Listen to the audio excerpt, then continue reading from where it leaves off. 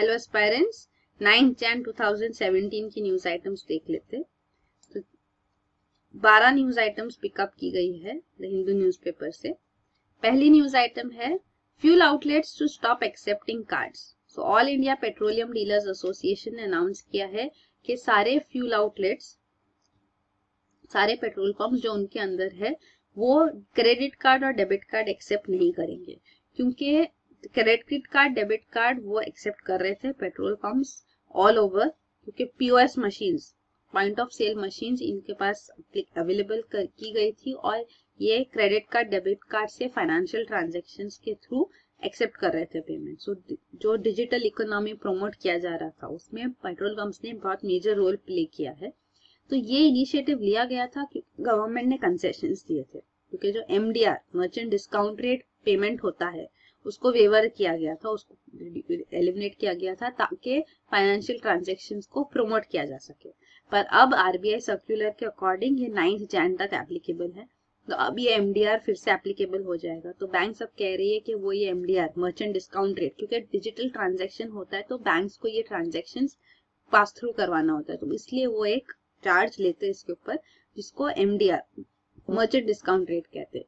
तो आरबीआई के circular post demonetisation ये इनिशिएटिव, ये सर्कुलर भी आया है कि एमडीआर कस्टमर से चार्ज नहीं करना है। तो पहले कस्टमर्स को पास ऑन किया जाता था, तो अब ये कस्टमर्स को क्योंकि पास ऑन नहीं किया जा सकता है तो पेट्रोल पंप्स के ऊपर आता है। तो वो कह रहे हैं कि हम ये, हमारी मार्जिन बहुत लो होती है, हम ये चार्ज अफोर्ड नहीं कर सकते। तो ये उनका स्टैंड है।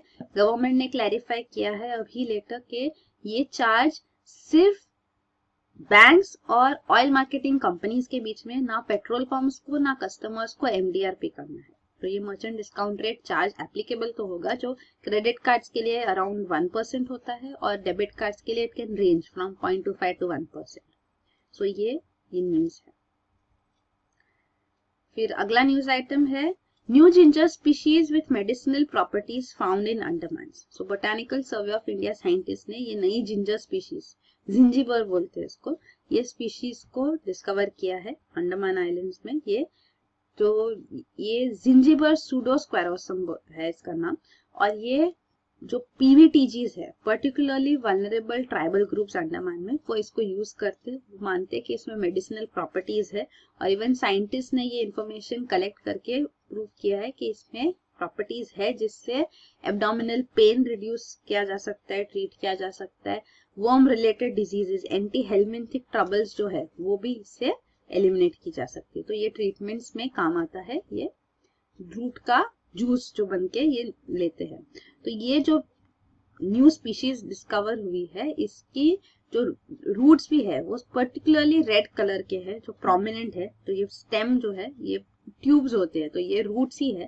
तो ये स्टेम रेड कलर की है और इवन इसका पूरा मॉर्फोलॉजिकल फीचर है, जो लुक है वो भी काफी डिस्टिंक्टिव है, इसलिए ये सेपरेट स्पीशीज माना गया है। तो ये पीवीटीजीज भी क्या होते हैं, पर्टिकुलरली वनरेबल ट्राइबल ग्रुप्स जो है, इसको पहले प्रिमिटिव ट्राइबल ग्रुप्स कहते थे, इसका नाम ये चेंज रीनेम किया गया 2006 में। तो ये प्रिमिटिव ट्राइबल ग्रुप्स को एम्फसाइज करने के लिए रिकमेंडेशन आया था फ्रॉम देभार कमीशन इन 1960। तो उन्होंने कहा कि शेड्यूल्ड ट्राइब्स के अंदर भी थोड़ी कम्युनिटीज है जो पर्टिकुलरली वल्नरेबल है, जो और बुरी कंडीशन में, तो उनके लिए, because rate of development scheduled tribes के अंदर भी इक्वल नहीं है, तो उनको स्पेशल फोकस मिलना चाहिए, इसलिए ये प्रिमिटिव ट्राइबल ग्रुप्स करके सब कैटेगरी बनी थी शेड्यूल्ड ट्राइब्स में। तो ये शेड्यूल्ड ट्राइब सब कैटेगरी के फीचर्स जो थे वो ये थे कि वो pre agricultural system of existence में हो, तो मतलब कि हंटिंग, फूड गैदरिंग वगैरह में इन्वॉल्व करते हैं वो, जीरो और नेगेटिव पॉपुलेशन ग्रोथ हो ये कम्युनिटी का, या लेवल ऑफ लिटरेसी काफी लो हो compare to other tribal community. So अगर इनमें से कोई एक भी क्राइटेरिया फुलफिल होता है तो उसको पीवीटीजी स्टेटस दिया जाता है। तो ये particularly vulnerable tribal groups India में फिलहाल 75 है। जो लास्ट ऐड हुई है ये कम्युनिटी वो है Maram community in Manipur. Even Andaman and Nicobar islands में काफी सारे पीवीटीजीज है, जैसे कि ग्रेट अंडमानीज, जरावाज, ऊंजेज, सेंटिनलीज और शॉम्पेन्स। सो ग्रेट निकोबारीज एक कम्युनिटी है जो आउटसाइड पॉपुलेशन के साथ उसका इजी मिक्सअप है, even many have converted to Christianity, तो वो ग्रेट निकोबारीज में है। बाकी सारे अभी भी primitive particularly vulnerable tribal groups है। सो ये अंडमान एंड निकोबार आइलैंड्स का मैप भी है, इस पे भी क्वेश्चन पूछ चुके। 10 डिग्री चैनल को सब सेपरेट करते हैं, ये डंकन पैसेज है। सो ये great Nicobar, north Andaman, middle Andaman, south Andaman islands है, लिटिल अंडमान यहाँ है, और फिर ये है car Nicobar, little Nicobar, great Nicobar. So ये सारे आइलैंड ग्रुप्स है। इंदिरा पॉइंट यहाँ पे है। फिर ये है ट्राइबल कम्युनिटीज। तो अंडमान आइलैंड्स में जो है ग्रेट अंडमानीज, तो इनका भी ह्यूज पॉपुलेशन वाइप आउट हो गया जब से ब्रिटिश कॉलोनियल पावर्स इस आइलैंड पे पहुंचे हैं। फिर ओंजेस है, तो इनका भी community contact with outside world is limited. Onges ये भी लॉगर्स है, मतलब ट्री लॉग्स यूज करके वो अपना पोचिंग करके, हंटिंग वगैरह करके वो अपना गुजारा करते हैं। तो ये भी इंटरेक्शन है आउटसाइड पॉपुलेशन से, वो फूड हैंडआउट्स भी लेते हैं आउटसाइड पीपल से। फिर ये है जरावास। तो ये जरावास का भी peaceful contact with outside world recently start हुआ है, पिछले 6-7 सालों से ही वो पीसफुली इंटरेक्ट कर रहे हैं, वरना these were also outside world contact ऐसे। तो ये भी कंप्लीटली इंडिपेंडेंट है, हंटिंग, गैदरिंग, फिशिंग एक्टिविटीज में इन्वॉल्व होते हैं। Sentinelese are the most isolated of the tribes in Andaman and Nicobar islands. They have no peaceful contact with outsiders. Even वो warning signs भेजते, warning arrows, fire warning arrows भेजते अगर वो देखते कि कोई आउटसाइडर उनको अप्रोच भी कर रहा है। तो ये है सेंटिनलीज। तो ये अंडमान ग्रुप ऑफ आइलैंड्स के ट्राइब्स है। ये नेग्रिटो ट्राइब्स है, मतलब their features are similar to African features. And दूसरा है मंगोलाइट ट्राइब्स। सो ये निकोबार आइलैंड्स के जो ट्राइब्स है वो मंगोलाइट ट्राइब्स है। सो सेंट्रल एशियन फीचर्स होते हैं इनके। तो ये है शोम्पेन और निकोबारी। सो ये दो प्रोमिनेंट ट्राइब्स है। Shompen again hunting, food gathering में इन्वॉल्व होते हैं और लिमिटेड कॉन्टेक्ट है आउटसाइडर्स से। पर जो निकोबारीज है ये हॉर्टिकल्चर प्रैक्टिस करते हैं मेजरली, और काफी इनमें से क्रिश्चियनिटी अडॉप्ट कर चुके हैं और ये आउटसाइड वर्ल्ड के साथ इजीली इंटरेक्ट करके रहते हैं। तो ये है regarding Andaman and Nicobar tribal groups. अगला न्यूज आइटम है, come April Aadhaar is must for MGNREGS work. So NREGA 2005 national rural employment guarantee act of 2005 जो पास हुआ है, इसमें एक adult in a family, adult in a household who is willing to do unskilled manual work, so अगर unskilled manual work करने के लिए वो रेडी है तो उनको मिनिमम वेज भी इंश्योर की जाएगी और मिनिमम 100 डेज ऑफ वर्क मिलेगा अंडर NREGA। तो ये वर्क अगर 15 दिन के अंदर एप्लीकेशन के 15 दिन के अंदर नहीं मिलता है तो इवन अनएम्प्लॉयमेंट अलाउंस मिलेगा। तो ये 100 days guaranteed work at minimum wages का एक्ट है। इसको रीनेम किया गया था 2009 में, तो Mahatma Gandhi national rural employment guarantee act बन गया है। तो महात्मा गांधी के नाम पे ये एक्ट हो गया। तो फिलहाल न्यूज ये है कि 1 अप्रैल 2017 से MGNREGS के लिए आधार कार्ड कंपलसरी होगा। So if the link Aadhaar linkage is not provided तो उनको सब्सिडी ट्रांसफर नहीं की जाएगी। तो फिलहाल के लिए राशन कार्ड, ड्राइविंग लाइसेंस या वोटर ID कार्ड, किसान पासबुक विद फोटो वगैरह भी है तो वो ID प्रूफ सफिशिएंट है जॉब कार्ड इशू करने के लिए MGNREGS के अंदर, पर बाद में ये मैंडेटरी होना है। तो ये सेक्शन 7 जो है, Aadhaar targeted delivery of subsidies, benefits and other services act of 2016 जो ये रिसेंटली पास्ड एक्ट है, जिसको मनी बिल बना के पास किया गया था, जिसकी वजह से भी काफी कंट्रोवर्सी हुई थी। तो ये सेक्शन 7 के अंदर उसमें मेंशन्ड है कि गवर्नमेंट कोई भी सब्सिडी, बेनिफिट या सर्विस देती है from consolidated fund of India, तो वो पूछ सकती है, वो इंडिविजुअल्स को कह सकती है कि अपना ऑथेंटिकेशन वो आधार सबमिट करके प्रूव करे तो ही सब्सिडी मिलेगी। तो ये प्रोविजन है आधार एक्ट के अंदर। तो आधार भी क्या है, ये 12 डिजिट यूनिक आइडेंटिफिकेशन नंबर है। ये आधार कार्ड इशू होता है, ऑल रेसिडेंट्स ऑफ इंडिया को ये इशू कर सकता है। ये वैलिड आइडेंटिटी प्रूफ है और इसको बैंक अकाउंट से लिंक करने का प्लान है। तो once it is link to the bank account तो गवर्नमेंट डायरेक्टली बेनिफिट ट्रांसफर कर सकती है आधार लिंक बैंक अकाउंट में। तो ये डायरेक्ट बेनिफिट ट्रांसफर स्कीम को इम्प्लीमेंट करने के लिए काफी इंपॉर्टेंट है।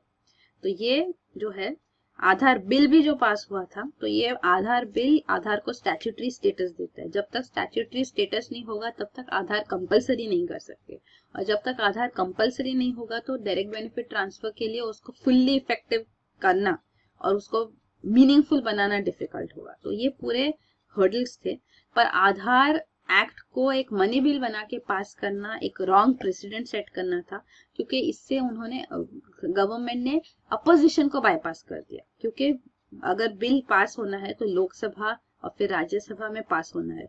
लोकसभा में गवर्नमेंट की मेजोरिटी होती है तो उनको ज्यादा तकलीफ नहीं होती, पर राज्यसभा में मेजोरिटी अश्योर्ड नहीं होती। तो जब गवर्नमेंट के पास राज्यसभा में अश्योर्ड नहीं है मेजोरिटी, तो हो सकता है कि वहां बिल ना पास हो, रिजेक्ट हो जाए।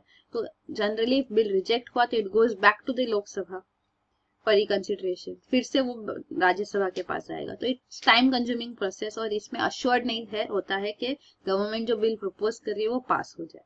तो अगर मनी बिल होगा तो मनी बिल में राज्यसभा का नो से है, वेरी लिमिटेड से। तो 14 दिन का टाइम दिया जाता है, लोकसभा पास करेगी बिल, 14 दिन में राज्यसभा एक्सेप्ट करे, रिजेक्ट करे या मॉडिफिकेशंस बताए। फाइनली जो लोकसभा फाइनलाइज करेगी वही बिल फाइनल होगा, वो राज्यसभा के सारे पॉइंट्स ऑफ व्यू को खारिज कर सकती है।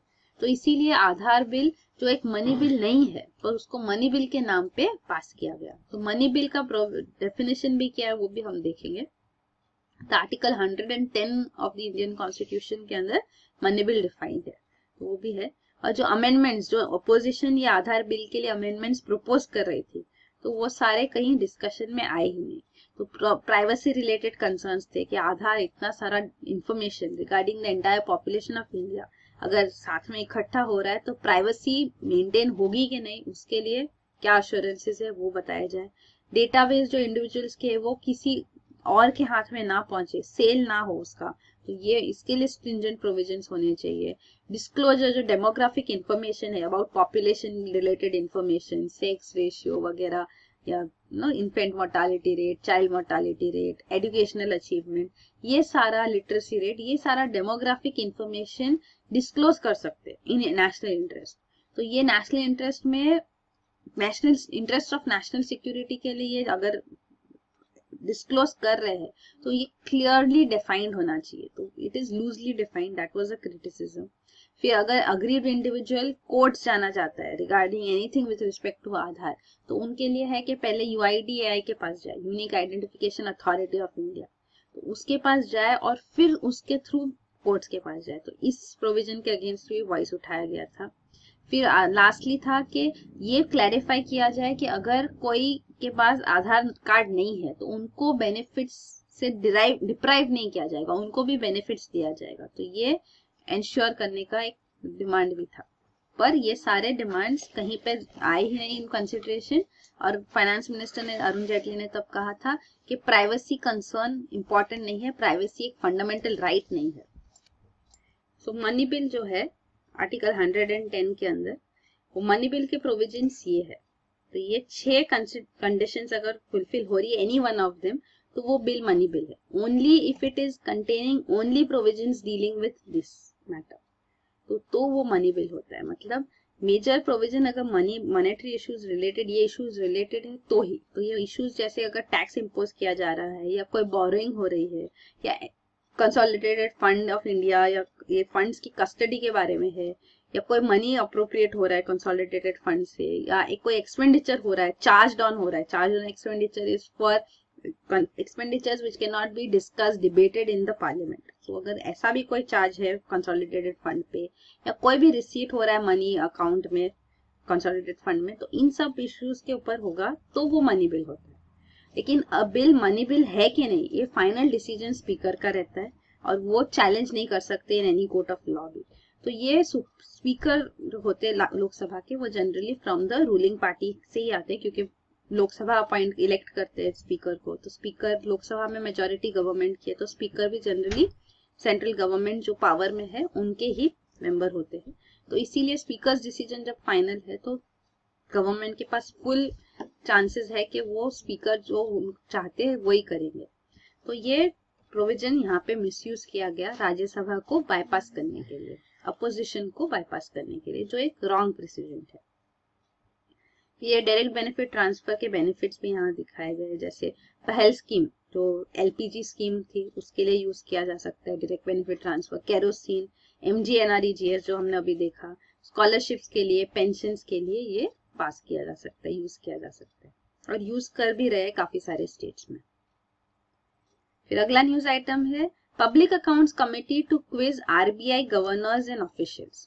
पब्लिक अकाउंट्स कमेटी एक पार्लियामेंट की इंपॉर्टेंट कमेटी है जिसके chairman generally from the opposition रहते हैं। तो कांग्रेस लीडर केवी थॉमस इसके चेयरमैन है और ये पब्लिक अकाउंट्स कमेटी जो CAG controller and auditor general of India के अकाउंट्स एंड ऑडिट रिपोर्ट्स जो होते हैं उनको स्टडी करती है। Even CAG is called the friend philosopher and guide of PSC.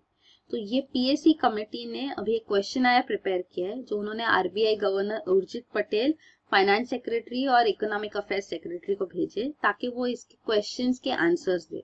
और ये क्वेश्चन आया है रिगार्डिंग डिमोनेटाइजेशन। सो डिमोनेटाइजेशन पे अपोजिशन को डिबेट चाहिए था पार्लियामेंट में जो हो नहीं पाया, तो अब ये पब्लिक अकाउंट्स कमेटी अपने व्यू पॉइंट्स क्वेश्चन सारे रेज करके गवर्नमेंट को दे रही है। तो आरबीआई को भी जाएगी और फाइनेंस सेक्रेटरीज को भी जाएगी, गवर्नमेंट सेक्रेटरीज, और वो उनको रिटर्न आंसर्स देने हैं। और जो भी क्वेश्चंस ये 20 जैन मीटिंग होगा उसमें उनको बुलाया गया है, तो जो भी क्वेश्चंस होंगे उनको भी उनको आंसर करना है। तो इसके बारे में हम और भी सुनेंगे। तो क्वेश्चंस जो जनरली वही है जो अपोजिशन के क्वेश्चंस थे कि कितने लोग इन्वॉल्व थे ये डिसीजन मेकिंग प्रोसेस में डिमोनेटाइजेशन के, पीपल को जो रिस्ट्रिक्ट किया जा रहा है कि वो अपना पैसा एक्सेस नहीं कर सकते, क्या ये कौन सा लॉ है जो ये रिस्ट्रिक्ट करता है, फिर कितना पैसा बैंक में वापस आया है, कितना ब्लैक मनी एक्सटिंग्विश हुआ है, ये डिमोनेटाइजेशन की जरूरत क्या थी, क्या काउंटरफिट करेंसी इतनी ज्यादा थी, अगर कैश टू जीडीपी रेशियो भी हाई है तो जापान में भी हाई है, तो ये इंडिया में क्यों इम्पोर्टेंट था कि डिमोनेटाइजेशन किया जाए। तो ये सारे क्वेश्चंस अब रेज हो रहे हैं, तो इनके आंसर्स मिलेंगे तो हम और डिस्कस भी करेंगे जब आंसर्स पब्लिक डोमेन में आएंगे। अगला न्यूज आइटम है Supreme Court wants paper trial in EVMs for fair polls. So electronic voting machines use होती है all over India for elections, पर यहाँ ईवीएम में एक बटन प्रेस करके लोग अपना वोट दे सकते हैं, पर क्या उन्होंने सही वोट दिया, जिस पार्टी को देना चाहते थे उसी को दिया। वो बैलेट पेपर में आप जब करते हो तो क्लियरली आपके सामने पेपर पे ही है, पर ईवीएम्स में आपको क्लियरली पता चला कि नहीं कि आपने सही वोट दिया कि नहीं। वो वेरीफाई करने के लिए वोटर वेरीफाई कर सकते हैं, तो एक पेपर ऑडिट आता है, प्रिंट आउट आता है, तो ये वीवीपैट अटैच करके ये पेपर प्रिंट आउट आप देख सकते हैं कि जिसमें आता है कि कौन से कैंडिडेट के लिए आपने वोट किया, कौन से सिंबल के लिए आपने वोट किया, तो वो सारा डिटेल्स उसमें आता है। पर ये प्रिंट आउट वोटर्स को रिटर्न नहीं दिया जाता, ये इलेक्शन कमीशन के पास ही रहता है, तो वो बूथ में ही रहता है और ये पूरा पेपर ऑडिट पेपर का ट्रायल कर सकते हैं। मींस लेटर अगर आपको जानना है कि कितने वोट्स हुए और कुछ डिस्क्रिपेंसीज नहीं है, तो अब ये पेपर ऑडिट ट्रायल से क्लियरली सामने आ जाएगा कि सही काउंटिंग हुआ है कि नहीं। तो ये वीवीपैट सुप्रीम कोर्ट चाहती है कि election commission all over India use करे ताकि 100% ट्रांसपेरेंसी रहे इलेक्शंस में, कोई मिसमैनेजमेंट ना हो। पर इलेक्शन कमीशन कह रही है कि ये सिर्फ एक फेज मैनर से ही हो सकता है। तो 2014 असेंबली जनरल इलेक्शंस के लिए भी, लोकसभा इलेक्शंस के लिए भी सुप्रीम कोर्ट ने ये डिमांड किया था, पर इलेक्शन कमीशन ने कहा कि नहीं, ये फेज मैनर में ही हो सकता है because it is cost incurred. हर एक ईवीएम में वीवीपैट लगाना, तो it will be a time consuming and costly affair, it will be done in a phased manner. So यही सेम डिमांड अभी फिर से सुप्रीम कोर्ट कह रही है। तो हम देख रहे हैं असेंबली इलेक्शंस ड्यू है, तो वहां पे वीवीपैट यूज किया जाता है कि नहीं, और सुप्रीम कोर्ट का बाद में क्या स्टैंड होगा वो हम देखेंगे। फिर अगला न्यूज आइटम है road safety week to begin. So 28th road safety week start होगा, तो ये हर साल रोड सेफ्टी वीक जैन में ऑब्जर्व किया जाता है। तो रोड सेफ्टी इंडिया के लिए स्पेसिफिकली इंपॉर्टेंट है because road accidents deaths India में सबसे ज्यादा 11% of global road accident deaths occur in India. So ये बहुत हाई रेशियो है, one of the highest road deaths rate. तो इसीलिए रोड सेफ्टी इंप्रूव करने के लिए 4 E's सामने लाए गए हैं। तो ये है इंजीनियरिंग, मतलब better road building construction, education, educating the people regarding road safety, equipment, cars में वगैरह इक्विपमेंट्स इन प्लेस हो ताकि रोड सेफ्टी रहे, एक्सीडेंट्स हो तो सेफगार्ड्स क्लियरली रहे, एनफोर्समेंट जैसे सीट बेल्ट वगैरह है, पिलो कुशंस जो होते हैं, कुशनिंग आ जाता है वगैरह, एनफोर्समेंट मतलब लॉ एनफोर्समेंट स्ट्रिक्ट हो एंड इंश्योर करे कि रोड सेफ्टी ऑब्जर्व की जाए। फिर अगला न्यूज आइटम है army enthused by new indigenous artillery gun. So ये अटैक्स एडवांस टोर्ड आर्टिलरी गन सिस्टम है जो डीआरडीओ ने डेवलप किया है। ये डेवलप की जा रही है with even private participation. So Tata group, Kalyani group और महिंद्रा सारे इन्वॉल्व है इस प्रोजेक्ट में। Even ordnance factory board PSU भी इन्वॉल्व है। तो ये अटैक्स आर्टिलरी गन डेवलप की जा रही है मिशन मोड प्रोजेक्ट के लिए। इसको न्यूज ये है कि आर्मी ने इसको अप्रूव किया है, थम्स अप दिया है कि ये उनके लिए बेनिफिशियल है। तो ये इंडक्ट होने को काफी साल है, अभी 2022-24 में ये एक्सपेक्टेड है कि आर्मी में इंडक्ट होगी। फिर अगला न्यूज आइटम है a promise to heirs of indentured labourers. तो ये पीआईओज जो है, पर्सन्स ऑफ इंडियन ओरिजिन, जो इंडेंचर्ड लेबरर्स है, so all over the globe, specially in South American countries and African countries और आइलैंड नेशंस में काफी सारे इंडियंस को ब्रिटिश कॉलोनियल पावर्स लेकर गए थे एज लेबरर्स, क्योंकि कॉलोनियल रीजन्स में भी स्लेवरी जब अबॉलिश हो गया था तो यहाँ पे रिक्वायरमेंट था कि फार्म्स पे वर्क करने के लिए लेबरर्स हो।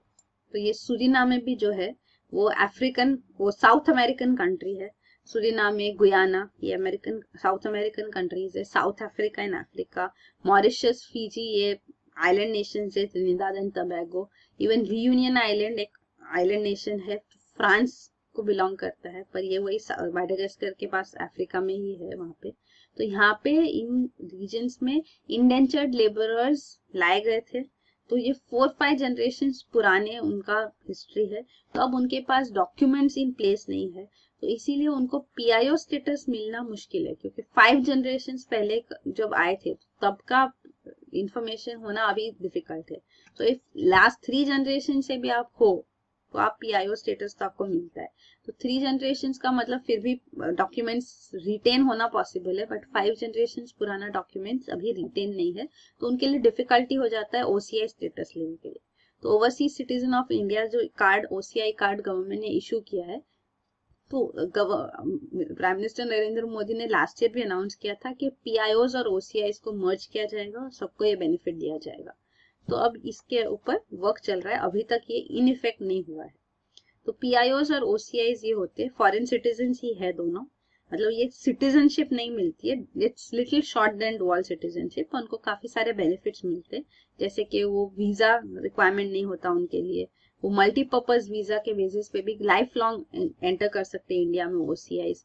उनको पुलिस रिपोर्टिंग से एग्जेम्पशन होता है, तो उनको economic, financial rights, education basis में जो कोटा वगैरह होता है वो राइट्स वगैरह जैसे एनआरआईज को मिलते हैं, सेम लेवल पे पीआईओज और ओसीआईज को भी मिलती है। तो उनको बेनिफिट्स तो मिलता है, लेकिन पीआईओ स्टेटस थोड़े नेशनल्स को नहीं अलाउड है, जैसे कि पाकिस्तान, अफगानिस्तान, बांग्लादेश, नेपाल, भूटान, श्रीलंका, चाइना और ईरान। और जो ओसीआई स्टेटस है वो 2 कंट्रीज को नहीं अलाउड है, पाकिस्तान और बांग्लादेश, क्योंकि ये दोनों कंट्रीज पहले इंडिया के पार्ट थी ही, तो ये अभी सेपरेट कंट्रीज है। तो वो पीआईओ स्टेटस, ओसीआई स्टेटस उनको नहीं मिल सकता, क्योंकि अब वो ओरिजिन इंडियन ओरिजिन नहीं है, वो पाकिस्तानी ओरिजिन हो जाते हैं या बांग्लादेश ओरिजिन हो जाते हैं। तो ये है आइलैंड नेशंस टू। मॉरिशस यहाँ आप देख सकते हैं, ये रियूनियन आइलैंड फ्रांस को बिलोंग करता है यहाँ पे इंडियन ओशन रीजन में। तो ये है Mauritius, Reunion island, Seychelles group of islands यहाँ पे है। फिर ये है Chagos, British Indian origin territory, Indian Ocean territory, Chagos group of islands. Maldives यहाँ, और ऊपर ये लक्षद्वीप जो इंडिया को बिलोंग करता है। तो ये सारे नेशंस है यहाँ पे, आइलैंड नेशंस। फिर अगला न्यूज आइटम है illegal recruitment will be done away with. तो वेस्ट एशियन कंट्रीज में हम देखते हैं कि काफी सारे रिक्रूटमेंट्स जो होते हैं इलीगली होते हैं। तो यहाँ पे इवन माइग्रेंट्स वर्कर्स जो होते हैं उनको भी तकलीफ होती है, तो उनको बेनिफिट करने के लिए, उनको असिस्टेंस देने के लिए सेंट्रल गवर्नमेंट ने ऑनलाइन पोर्टल्स लॉन्च किए, ई माइग्रेट और मदद प्लेटफॉर्म्स, ताकि जो माइग्रेंट वर्कर्स की भी ग्रीवांसेस है वो एड्रेस हो सके। तो वेस्ट एशियन कंट्रीज में जैसे निताकत सिस्टम होता है कि जब वर्कर्स वर्क करने जाते हैं वहां पे, तो एम्प्लॉयर्स उनका पासपोर्ट रख लेते हैं। तो ये पासपोर्ट उनको अगर जॉब चेंज करना है या कंट्री से वापस जाना है तो उनको एम्प्लॉयर का परमिशन लगता है। तो ये नीताकत सिस्टम भी काफी, it's called as good as modern slavery. तो ये इसके अगेंस्ट भी काफी सारे प्रोटेस्ट हुए हैं और काफी सारे अमेंडमेंट्स भी हुए इसमें नीताकत सिस्टम में, ताकि ये रूल्स ईज हो सके। तो ये प्रोविजंस भी है। तो ये सारे इनिशिएटिव्स में भी गवर्नमेंट का वर्क कर रही है। फिर अगला न्यूज आइटम है trading the path to quick payments. So TReDS जो है ये है trade receivables discounting system. So trade receivables का मतलब होता है कि जब कोई ट्रेड हो रहा है तो आपको जो पेमेंट ड्यू है in return of that trade, उसको बोलते हैं ट्रेड रिसीवेबल्स। तो ट्रेड रिसीवेबल्स जैसे अगर ये बेसिकली एमएसएमईज के लिए, micro small and medium enterprises. तो जब micro small and medium enterprises अपना कमोडिटी सेल करती है और जनरली बिग ह्यूज कॉर्पोरेट्स उनका ये कमोडिटीज बाय करते हैं, तो जब ये सेल होता है तो उनको रिसीवेबल्स, ट्रेड रिसीवेबल्स कंपनी से मिलना चाहिए। तो वो काफी डिले हो जाता है, तो इनके पास ज्यादा निगोशिएटिंग पावर नहीं होता। तो ये डिले जो होता है पेमेंट में, उसकी वजह से एमएसएमई सफर करती है। तो इनका सफरिंग रिड्यूस करने के लिए गवर्नमेंट ने ये इनिशिएटिव लिया है कि जो ये ट्रेड रिसीवेबल्स है इसको डिस्काउंट कर सकते हैं और इसको सेल ऑफ कर सकते हैं। तो इन्वेस्टर्स कैन बाय दिस। सो अगर ये इन्वेस्टर्स ये उनके पास रहेगा तो ये पेमेंट भी एक्चुअली एमएसएमई से नहीं आना है, अभी बिग कॉर्पोरेट से आना है। तो इन्वेस्टर्स भी हैप्पी है, उनको भी बेनिफिट होता है, एमएसएमईज को भी पेमेंट इमीडिएटली मिल जाता है, तो वो भी अपना फाइनेंशियल रिक्वायरमेंट्स फुलफिल कर सकते हैं। तो एवरीबडी इज बेनिफिटेड। सो ये इनिशिएटिव को अप्रूव किया गया है और आरबीआई ने यहाँ पे इनिशिएटिव्स लिए हैं। तो नवंबर 2015 में इन प्रिंसिपल नोट दिया गया था 3 एप्लीकेंट्स को trade receivables discounting system initiate करने के लिए। पर इसमें कोई क्रेडिट रिस्क नहीं होगा। अगर क्रेडिट ड्यू है, मतलब ऑन क्रेडिट अगर कुछ लिया गया है तो उसका इसमें कोई उसका बेनिफिट नहीं होगा, उसको अलाउड नहीं किया जाएगा। फिर अगला न्यूज आइटम है mini grids can power rural economic activity. So mini grids जो है वो ministry of new and renewable energy ने डिफाइन किया है। जैसे कोई भी पावर सिस्टम जिसकी जनरेशन कैपेसिटी 10 किलोवाट से 500 किलोवाट्स के बीच में हो, तो इनको मिनी ग्रिड्स बोलते हैं। और ये मिनी ग्रिड्स अगर रूरल एरियाज में एस्टेब्लिश किए जाएंगे तो मोबाइल फोन नेटवर्क एक्सेस भी एक्सपांड की जा सकती है। तो इसके लिए काफी बेनिफिशियल रहेगा। बाद में इसको नेशनल ग्रिड से भी कनेक्ट कर सकते हैं। और लास्ट न्यूज आइटम है anti avoidance tax rules to kick from April 2017। तो ये है GAAR general anti avoidance rules. तो टैक्स अवॉइडेंस एक चीज होती है और टैक्स इवेजन अलग चीज होती है। टैक्स इवेजन मतलब के टैक्स ड्यू है आप पे पर आप पे नहीं कर रहे हो, तो you are evading tax, it is illegal, you can be booked under the charges under the law. तो ये टैक्स इवेजन है। पर टैक्स अवॉइडेंस है, उसमें कुछ इलीगलिटी नहीं है, आप अवॉइड कर रहे हैं टैक्स, कि आप प्रोविजंस ऐसे यूज कर रहे हैं कि आपको टैक्स ना पे करना पड़े। तो ये जो लॉ है, ये रूल्स जो है वो आएंगे, वो जनरल एंटी अवॉइडेंस रूल्स है। तो ये टैक्स अवॉइडेंस को भी कैच करने की कोशिश करेगी कि आप अवॉइड भी ना करो। तो ये जनरली लार्ज कॉर्पोरेट हाउसेस को ये एप्लीकेबल हो गए। जैसे हमने काफी सारे केसेस अभी देखे, जैसे वोडाफोन केस भी है। तो टैक्स अवॉइड करने के लिए, क्योंकि इंडिया में कैपिटल गेन्स टैक्स लगता है जब आप कैपिटल गेन हो रहा है अगर सब्सिडियरी कंपनी का वगैरह का, तो ये कैपिटल गेन्स टैक्स अगर आप कोई टैक्स हेवन में कर रहे हो एक ट्रांजैक्शन तो वहां पे नहीं लगेगा। तो एक डमी कंपनी बनाई जाती है इन टैक्स हेवन और वहां पे ट्रांजैक्शन किया जाता है, तो वो कैपिटल गेन्स टैक्स वहां नहीं लगेगा और फिर वो डमी कंपनी के थ्रू वो एक्चुअल जो एंटिटी को पहुंचाना है वहां पहुंच जाता है। तो ये सारे जो यूज करते हैं फ्लेक्सिंग ऑफ रूल्स, तो ये वगैरह को अवॉइड कर, ये टैक्स अवॉइडेंस के लिए होता है। तो टैक्स अवॉइडेंस भी नहीं अलाउ होना चाहिए। तो इसीलिए गार रूल्स इनिशिएटिव लिए जा रहे हैं। तो ये generally all over the world countries initiatives लेती है कि टैक्स अवॉइडेंस भी ना हो, ताकि large corporates easily without paying anything to the government और minimal payments to the government अपना बिजनेस कंटिन्यू रखे, ये ना हो पाए। तो इसीलिए इंडियन गवर्नमेंट ने भी ये इनिशिएटिव लिया। तो इट वाज इन 2012-13 जब फाइनेंस मिनिस्टर प्रणब मुखर्जी थे, जो प्राइम प्रेसिडेंट ऑफ इंडिया है, तो उन्होंने अपनी बजट स्पीच में अनाउंस किया था कि गार रूल्स इनिशिएट हो गए और ये 2 साल में इम्प्लीमेंट हो जाएंगे। मींस 2014 अप्रैल में ये इम्प्लीमेंट होने थे, पर इसको बाद में डिले किया गया। तो अब ये 2017 1 अप्रैल से एक्सपेक्टेड है कि ये एनफोर्स होगी। तो जनरल एंटी अवॉइडेंस रूल से एक फियर ये भी है कि ये पी नोट्स को भी टारगेट करने के लिए यूज किया जा सकता है। तो पी नोट्स क्या होते हैं? पार्टिसिपेटरी नोट्स होते हैं।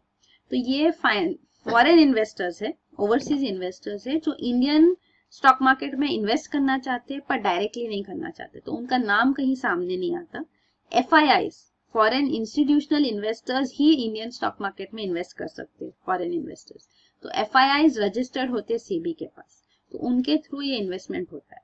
पर FIIs पी नोट्स को अलाउ करती है, तो वो पी नोट्स यहाँ पे FIIs में इन्वेस्ट करती है और FIIs उनके बिहाफ पे इंडियन स्टॉक मार्केट में।